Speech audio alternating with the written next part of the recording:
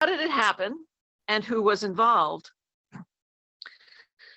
The Seneca Falls Convention in 1848 is frequently touted as the start of the women's suffrage movement, but not so.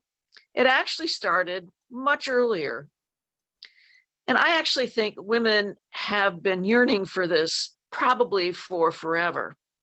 But in the United States, it started much earlier.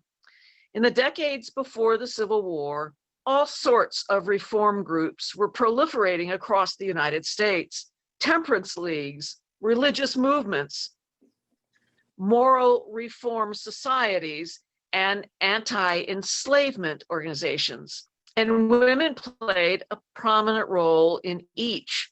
And therefore, women were once again beginning to chafe against the cult of true womanhood, that the only true woman was a pious, submissive wife and mother concerned exclusively with home and family. So it was out of this environment that a group of abolitionist activists, mostly female, but also male, gathered for the Seneca Falls Convention in 1848, called by Elizabeth Cady Stanton and a wonderful Quaker woman named Lucretia Mott. And after that, during the 50s, the movement continued to gain energy. However, with the advent of the Civil War, it lost momentum. But after the war, the suffrage movement re-rose, and now it gets complicated, in large measure, actually, due to the 15th Amendment. Men and women, Black and white, were highly engaged and committed to suffrage. But it got complicated when different strategies arose about how to achieve that. For hardcore advocates of full universal suffrage, the 15th Amendment was unacceptable. They could not support suffrage for a Black man without suffrage for all women, while for others, 15th Amendment was a step forward, even if not far enough.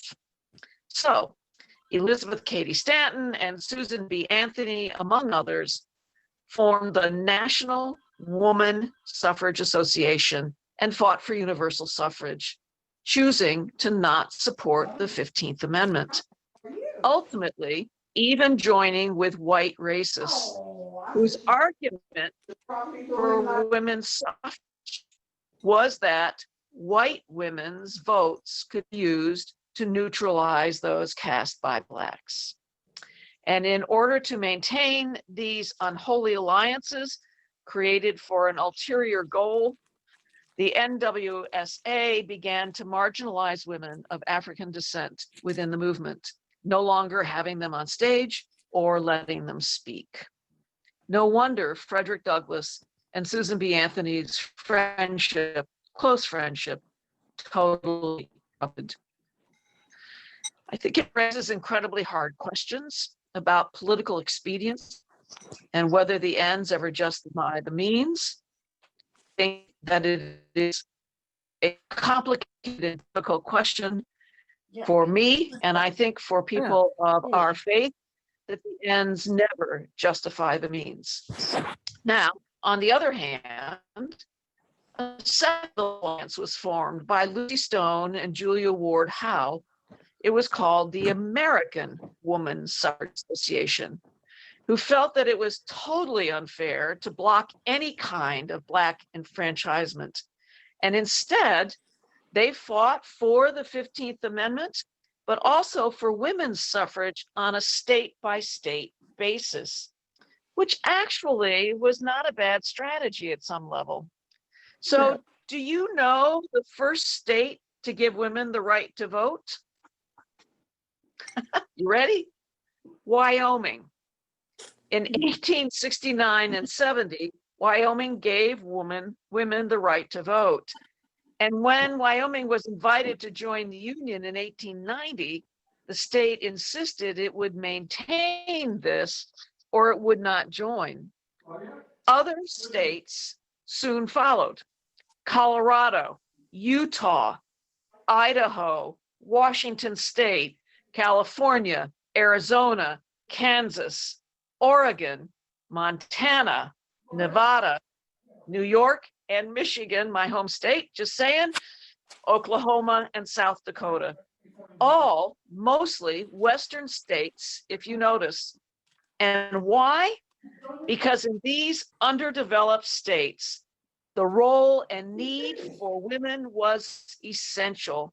So it was clear that they had cause and power to insist on the ability to vote, and they did.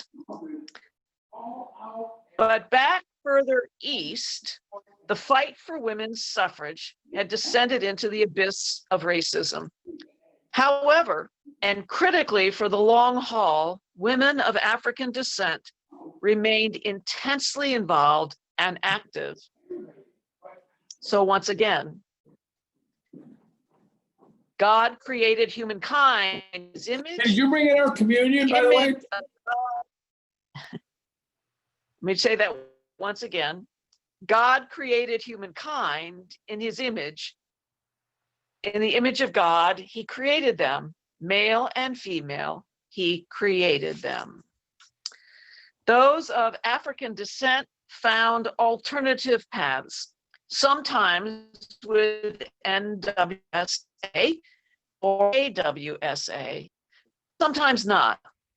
Instead, forming their own clubs and societies. I want to share with you some of these powerful women because I think it's an important part of understanding the drive to women's suffrage. I have a tendency to know most of the women who are some of who are of European descent. I think we do not always know who of African descent was critical in the push towards women's suffrage. So in addition to Sojourner Truth and Harriet Tubman, who most of us know about, I want to talk about some other women. First, Frances Ellen Watkins Harper, who was a great orator, an orator on the same level as Frederick Douglass. She was a poet, an essayist, and a novelist, and she was born in 1825 in Baltimore to free Black parents and was one of the first Black women to be published. She published a book of poems called Autumn Leaves and a novel called Iola Leroy. She was particularly convinced that women's suffrage required Black and white women to work together. Nevertheless, at the 1866 National Women's Rights Convention, she rose and said the following: "We are all bound up together in one great bundle of humanity, and society not trample on the weakest and feeblest of its members without receiving the curse of its own soul. You tried that in the case of the Negro. You white women speak here of rights. I speak of wrongs.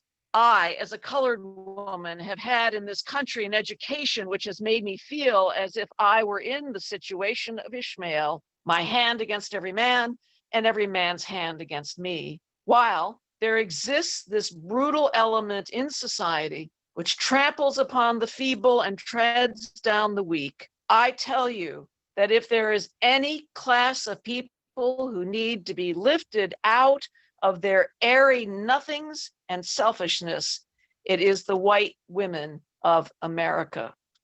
Yow. Mary Ann Shadd Cary, the first Black woman of North America to publish a newspaper by the name of Provincial Freeman. She taught school during the day and went to law school at night, becoming one of the first Black female law grads. In 1874, she testified before the House Judiciary Committee, making the case about the unjustness of denying any woman the right to vote who paid taxes. So this is from the state of Michigan. "Taxation without representation is tyranny. How about the women of Michigan?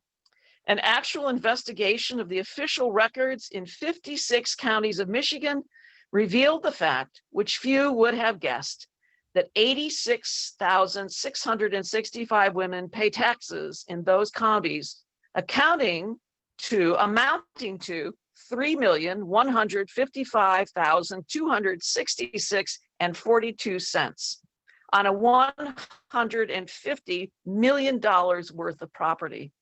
Has it occurred to you that these 86,665 women are compelled by the law to contribute this large sum with no voice whatever in the matter? Do you really believe that taxation without representation is tyranny? If so, vote for women's ballot on November 5th. Mary Church Terrell was pushed out of the suffrage movement by white women. So instead, she and Josephine St. Pierre Ruffin formed the National Association of Colored Women, and in so doing, consolidated and empowered even more the myriad of women's clubs and societies across the country. I think it's hard to underestimate what that meant when that massive network became codified, if you will, and gathered together. And by the way, she was one of the first Black women to obtain a college degree. She got a bachelor's and a master's degree from Oberlin College. Nannie Helen Burroughs was particularly adept in speeches and writings, and her issue primarily was lynchings. She saw the right to vote as a tool to create laws and protections for African Americans. As Martin Luther King Jr. said, "It may be true that the law cannot make a man love me, but it can keep him from lynching me." And I think that is pretty important. King and Burroughs were actually good friends. She called him Junior. She knew his parents. And finally, Ida B. Wells, owner of 2 newspapers and one of the founders of the National Association for the Advancement of Colored People. In 1913, at a suffrage march in Washington, D.C., she was instructed to walk at the back end, to which she said, "Either I go with you or not at all. I am not taking this stand because I personally wish for recognition. I am doing it for the future benefit of my whole race." And by the way, the woman who told her to march in the back was Alice Paul, who founded the National Women's Party and used more militant tactics in the pursuit of women's suffrage, things like hunger strikes, which caused forced feedings, and White House pickets, all tactics she had learned while part of England's radical press for suffrage. Eventually, the 15th Amendment passed in 1870, after which the NWSA and the AWSA merged in 1890, and Frederick Douglass reemerged as an advocate of the 19th Amendment. A wonderful statue in a park in Rochester, New York, that shows Frederick Douglass and Susan B. Anthony having tea, because they were able finally to reconcile. We saw that statue when we did that wonderful trip with our youngsters on the Harriet Tubman journey from Eastern Shore up through into New York. It's quite a potent statue. I encourage you to go online and find a picture of it, because it really does share and talk about the ways in which people were able to regather and to continue to press forward for suffrage. The reunified organization became known as National Women's Suffrage Association, and at this point it was led by Carrie Chapman Catt. Think A Mother's Letter.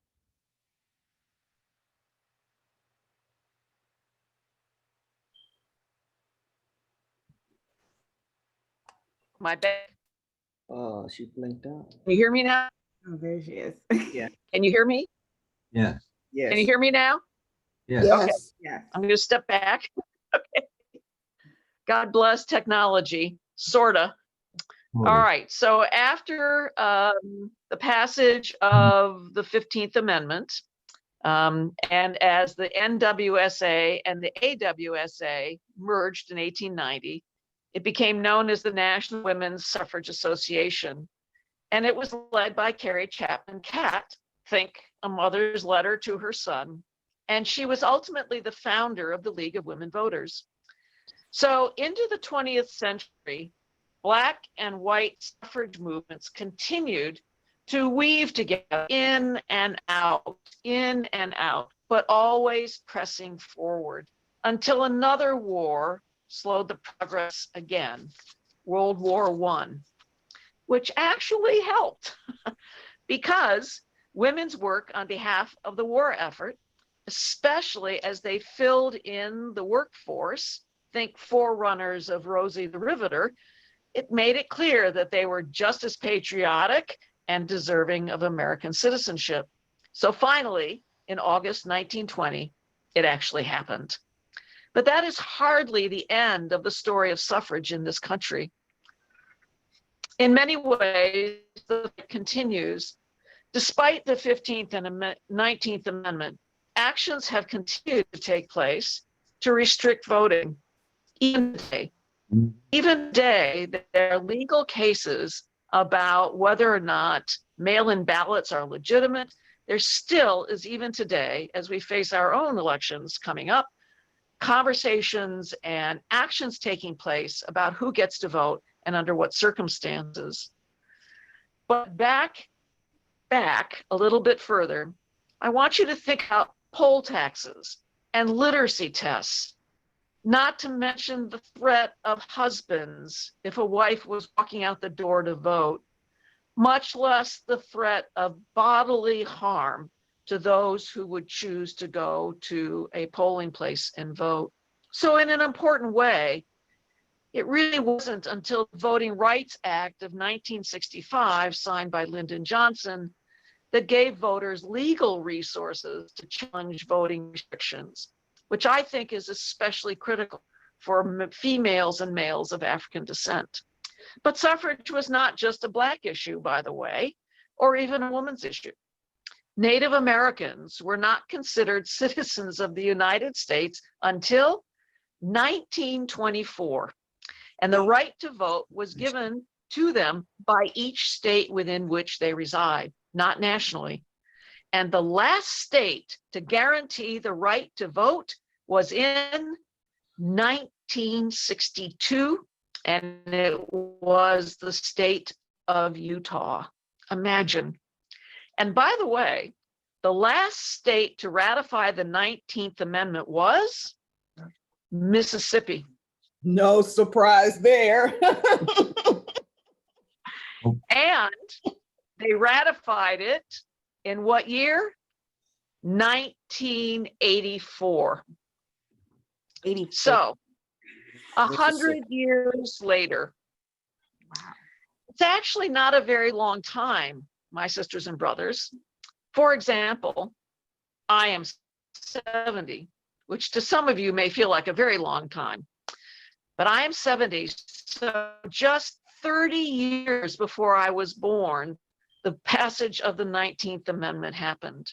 My mom was born in 1914. She was 6 when her mother, who had already birthed 3 children, finally had the right to vote.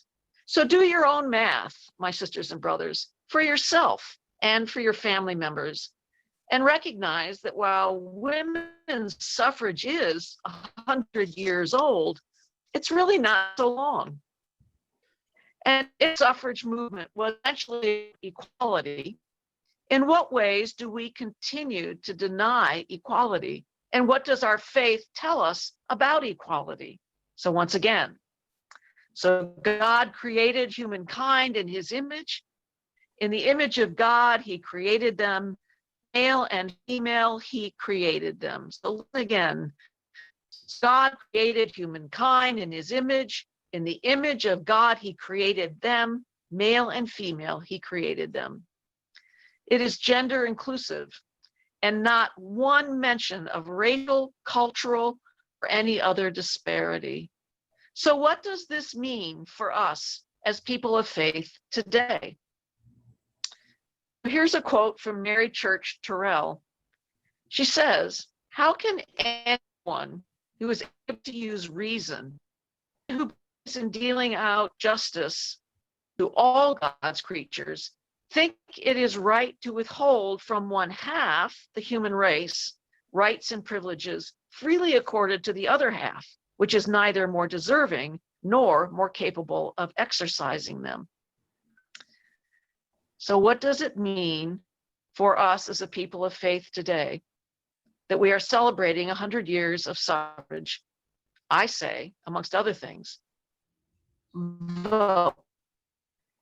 So, some thoughts about years of suffrage. So I'm interested now to hear from any of you that you have comments or questions or things that we can share together. So I'm going to leave it to Nisette to sort of manage that.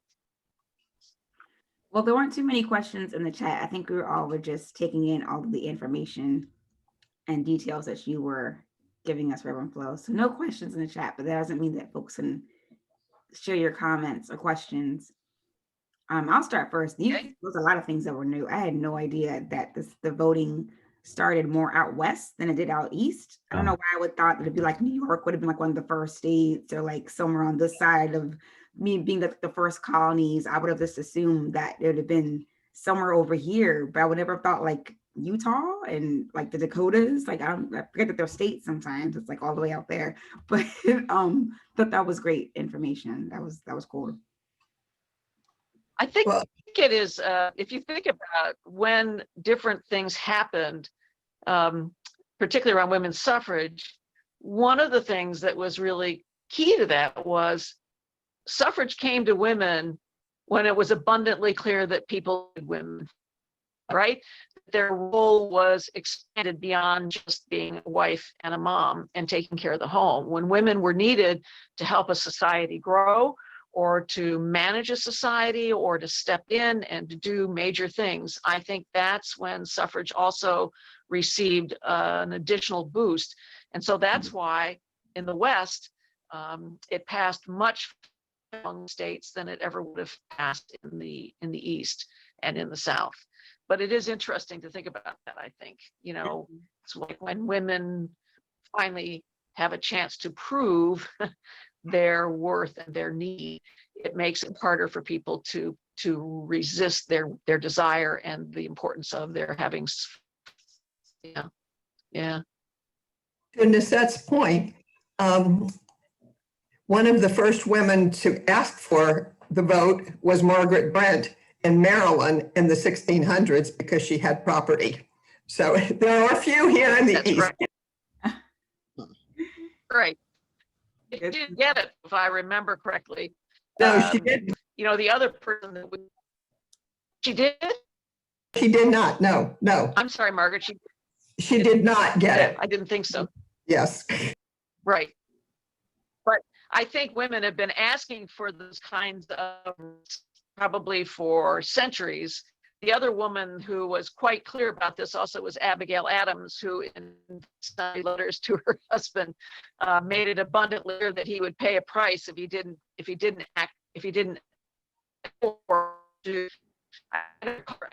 the right to vote, but she was expecting her husband to do proper things. Yeah. So I think it's been for us, as I said early on, we have a tendency in this country to look to people like Elizabeth Cady Stanton, Susan B. Anthony, Alice Paul, all formidable women. But we also need to understand that there were people involved in the suffrage movement, names cannot even begin to list, male and female, but also to understand that this was an important task as well for people of African descent, and that there was an important back and forth, particularly after the Civil War, when we move into times of Jim Crow and things of that sort. So I think it's really important to understand that it's a much thicker, more complicated journey. And I think that has some bearing then on where we are today. Flo, I know I came in late, Flo, but did you mention Sojourner Truth?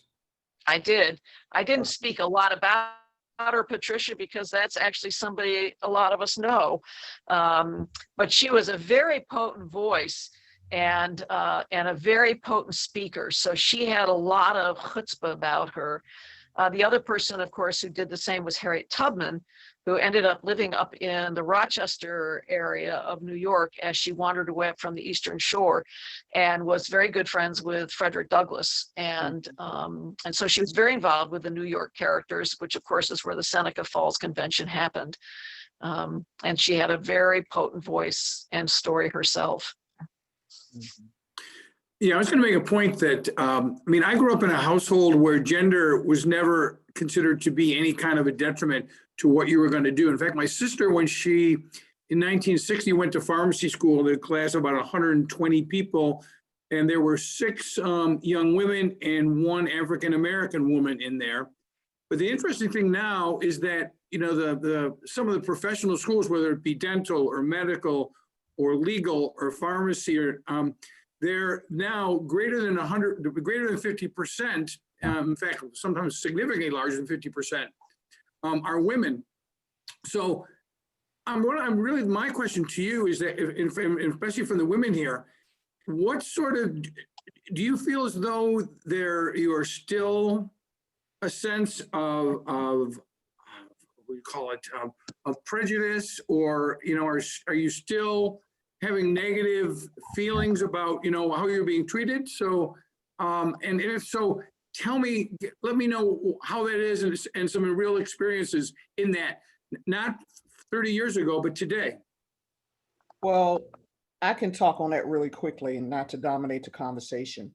Please do. I've always worked in a male dominant field.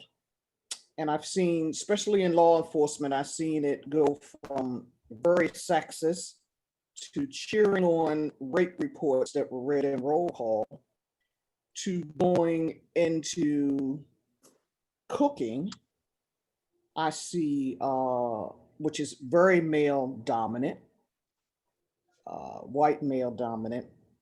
But I feel like no matter where a woman goes, and especially a woman of color, and no matter what you know, you're constantly proving yourself over and over again. When I was in law enforcement, even though I was in quite a few specialized areas, from narcotics to burglary to SWAT, I constantly had to prove myself that I had to be there, while a male was still carrying on a homicide case he solved 20 or 15 years ago. So no matter where you go as a woman and how good you are, you still have to prove yourself to the male counterparts. And for women of color, it's a double sword. Mhm. But I don't care. You either take me or tough luck. I really don't. Right, I love it. And This is- I agree. Well, If you just look at the fact that we still report the, excuse me, inequity in salary between Yeah. women and men, that says a lot. Thank you. I was going to jump in with that, with the salaries. Yeah. I've been with the company that I work for 15 years. There's men that get hired this year, last year, that are earning $6,000 to $10,000 more than me after having been with the same company for 15 years. So it's still very prevalent with the discrepancies. Yes, and I would say we haven't gotten ERA passed yet. No, right. right. Am I okay to speak now? Yes, Yep. Oh, okay. I would have my video on, but I'm actually walking a path, so it's kind of hard to show my face. This is Susan Lundeen, and I was really very spoiled because I was in a female dominant profession my whole life. I was a nurse, and I have to admit, when the men started coming into our profession, there was some reverse feelings where, you know, we kind of liked having all the women. We could all sit around and talk about anything, and then all of a sudden, when there was a male nurse sitting there, it was kind of hard to get back into the old girl conversation again. They did help us in one funny way, because so many men became nurses. They finally decided we didn't have to wear those caps anymore. And they used to give us headaches because you guys have no idea how hard it was to clip one of those things to the top of your head. And because men didn't have to wear caps, which would have been kind of funny, they decided that nurses didn't need to wear them anymore. So we kind of started liking the guys a little bit better at that point in time. But our profession as a whole had very few retirement benefits because we were always considered the second income. And that was probably the biggest hurdle we had to overcome. So that's my thoughts, guys.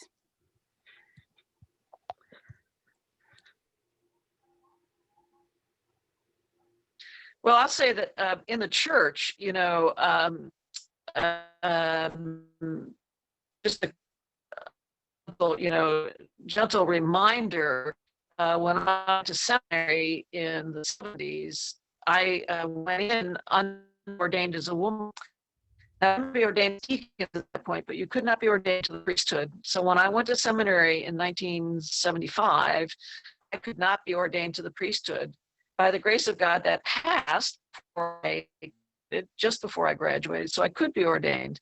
But none of us made a living wage. None of us made a living wage. And in the church, thankfully, that's changed. But I can remember one of the professors who I liked a lot and was a strong advocate for women's ordination.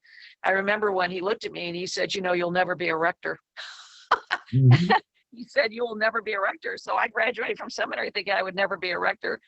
And then one other quick recount. I've told you all this story before, but on our first spiritual pilgrimage with the kids, we were out in Navajo land and we were driving along one day and everybody was quiet. And on radio came the announcement that the Episcopal Church had elected Catherine Jeffers Shorey as the presiding bishop. And I looked up and I looked in my rearview mirror because I was driving and I'm looking at the kids and they're not even reacting, right? They're not even reacting. And I finally said, "Did any of you people just hear that?" And they said, yeah. And I thought, what? And when I finally realized was, they don't remember church without women. No recollection of that. St. Bartholomew's was the first church in the Diocese of Maryland to ordain a woman, ordained Phoebe Coe. So there's also a generation, I think it's to hold on our history and to just grab hold of that. It's almost quarter of, and we've said we want to have to stop at quarter of 10. So I'm actually going to invite us to close our day. I hope it's been kind of interesting. I hope you've learned some stuff. I also hope, however, that it has stirred up in you your own thoughts and feelings about your own personal journey, the journey of your family, your personal journey, and also to give you some ways of thinking about how this continues to play out in our world today, but most especially, how are we called as people of faith to be present in the world? What does equality mean? What does universal suffrage mean? What does it mean for us to live out God's intent for God's creation? And what does that call on us to do? What does that call on us to say? What does that call on us to act? And how are we can continue to be people of faith who strive to allow God's word to be full and present in our lives, the decisions we make, the things we say, the things we do? And how does a movement for suffrage, no matter who you are, help us to understand what we are called to do as people of faith? So I hope in that regard that you all will have a chance to think about that and maybe find some paths and some journeys that are really important to you. So thanks for joining us today. I really appreciate it. Next month, Joe Twist will be presenting on a topic that I think is not unimportant in today's pandemic. It's called Jesus Withdrew on Purpose. And while we have often had to withdraw this pandemic, not necessarily on purpose, I think that his time with us next month will be pretty cool and pretty important for us as we look at what it might mean for us.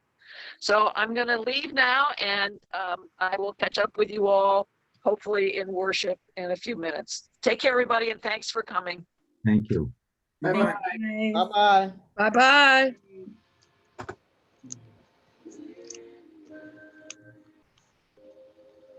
flip to the other link. Good job, Nisette. No, thank you, Pat. Thank you. Good morning, everyone. Good morning. Hi. Okay, I'm gonna go ahead and end the meeting for everyone. So click on the next link either for happy hour or for service. Bye, everybody. Bye-bye. Bye-bye.